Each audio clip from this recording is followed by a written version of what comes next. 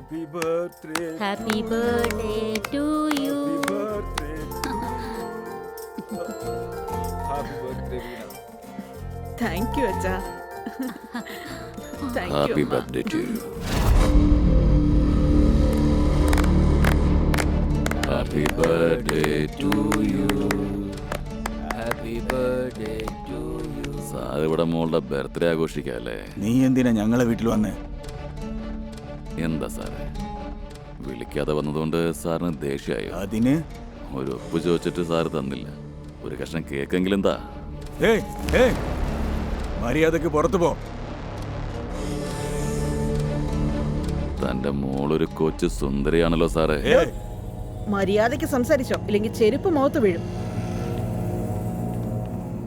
ഏയ് കൈ എടുക്കടാ. മോളൊന്ന് സഹകരിക്കേ, നല്ല സുഖമായിരിക്കും. ഏയ് ഏയ് വേണ്ട.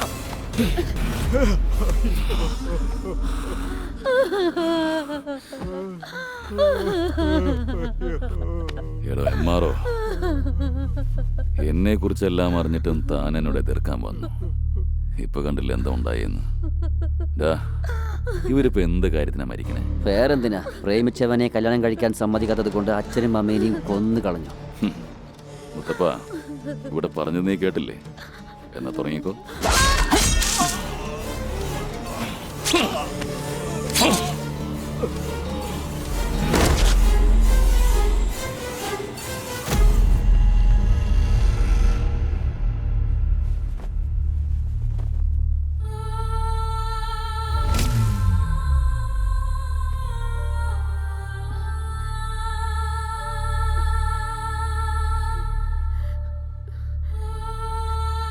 അച്ഛാ, അച്ഛാ.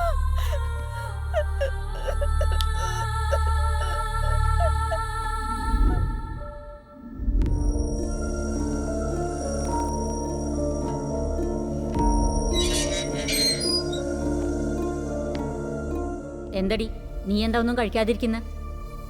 മോന്ത കണ്ട ഒരു തെറ്റും ചെയ്യാത്ത പാവത്തിനെ പോലുണ്ടല്ലോ. ഒരു ദയ ഇല്ലാതെ നീ അച്ഛനും അമ്മയെ പോലും കൊന്നില്ലേ. ഇനി ജീവിതകാലം മുഴുവൻ ഇവിടെ കിടക്കാം. കഴിക്ക് കോടതി പോകാൻ സമയമായി. എല്ലാരും നിന്നെ തൂക്കിക്കൊല്ലുന്നാ പറയുന്നത്.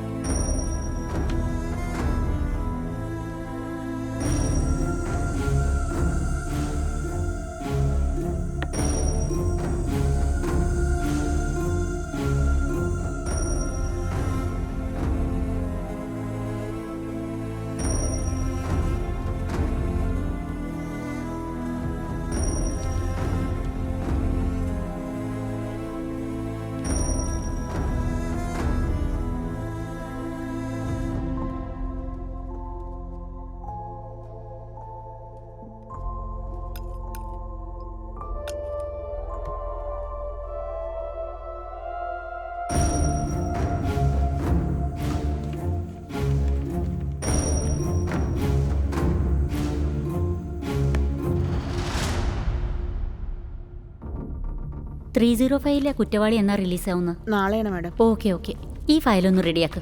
Madam, yes. എനിക്ക് വീണ എന്ന് പറയുന്ന ഒരാളെ ഒന്ന് കാണണം. വീണയുമായി നിനക്കെന്താ ബന്ധം? She's my friend madam. Okay, അതിൽ സൈൻ ചെയ്തിട്ട് വെയിറ്റ് ചെയ്യ്.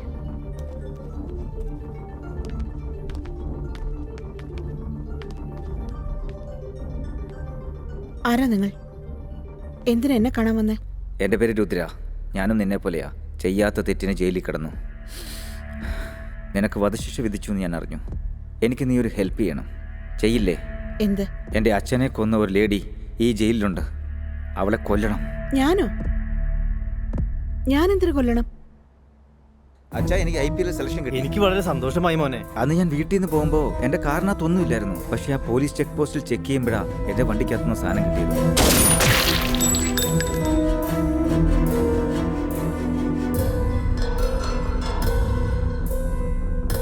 ഞാൻ വെളിയിൽ ഇറങ്ങിക്കഴിഞ്ഞാൽ മനസ്സിലായത്. പിന്നെയും അവൾ എന്തോ ഡ്രഗ് കേസിൽ അകത്ത് വന്നിട്ടുണ്ടെന്ന്. വെളിയിൽ ഞാൻ എപ്പം മരിക്കുന്നു, എങ്ങനെ മരിക്കുമെന്ന് എനിക്കറിയില്ല. പക്ഷെ അകത്തിരിക്കുന്ന അവളെ കൊല്ലാൻ എനിക്കുള്ള ഒരേ ഒരു ഓപ്ഷൻ അത് നീ മാത്രമാണ്. നിനക്ക് എത്ര പൈസ വേണമെങ്കിലും ഞാൻ തരാം. പ്ലീസ്, എനിക്ക് വേണ്ടി നീ അവളെ കൊല്ലുവോ? നിന്റെ റിവെഞ്ചിന് വേണ്ടി നീ കൊല്ലാൻ പറയുന്നതിൽ അർത്ഥമുണ്ട്. എന്നാൽ പണമൊന്നും ആവശ്യമില്ല. നിന്നെ പോലെ എനിക്കും പുറത്ത് റിവെഞ്ച് ചെയ്യാനുണ്ട്. അത് നീ ചെയ്യണം. അത് നീ ചെയ്യാൻ എനിക്ക് വാക്ക് തന്നാ ഞാൻ നിന്റെ ശത്രുവിനെ കൊല്ലും. എന്താ നിന്റെ റിവെഞ്ച്? ഇന്ന് ഞങ്ങളുടെ ഫയലിൽ തനിക്ക് ഒപ്പിടാൻ പറ്റിയാൽ മര്യാദയ്ക്ക് വീട്ടിൽ ചെന്ന് കയറാം.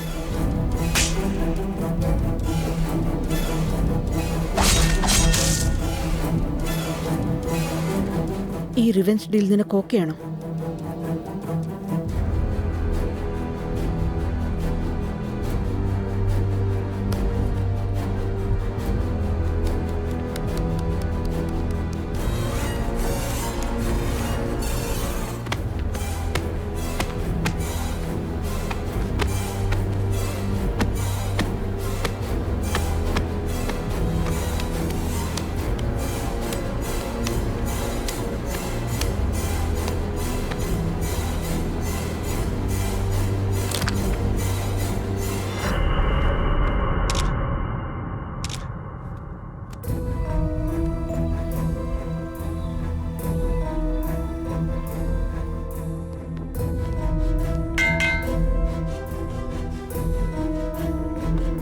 നാളെയാണ് നിന്നെ തൂക്കിലേറ്റുന്നത്. നിനക്ക് അവസാന ആഗ്രഹം വല്ലതും ഉണ്ടോ?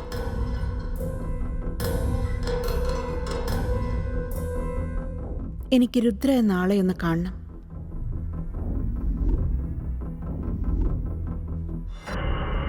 രുദ്ര, നിനക്ക് തന്ന വാക്ക് പോലെ നിന്റെ ശത്രുവിനെ ഞാൻ കൊന്നു. എൻ്റെ ശത്രുവിനെ കൊല്ലാൻ മാത്രം നീ മറക്കരുത്. ഇല്ല വീണ, നിനക്ക് തന്ന വാക്ക് ഞാൻ ഒരിക്കലും മറക്കില്ല. ഇന്ന് തൊട്ട് നിന്റെ ശത്രുക്കൾ എൻ്റെയും ശത്രുക്കളാ. It's my promise. പൂക്കും നേരം കാലം കടന്നു പോകും, കണ്ണുകൾ ചിന്നി തുറക്കും നേരം എല്ലാം ശൂന്യമാകും. ഞാൻ പോകുന്ന പാതയിൽ എന്നും മുത്തുകൾ നിറയുന്നുവോ? ഈ കാലചക്രത്തിൽ പെട്ട് ഉടലും സമയമോ?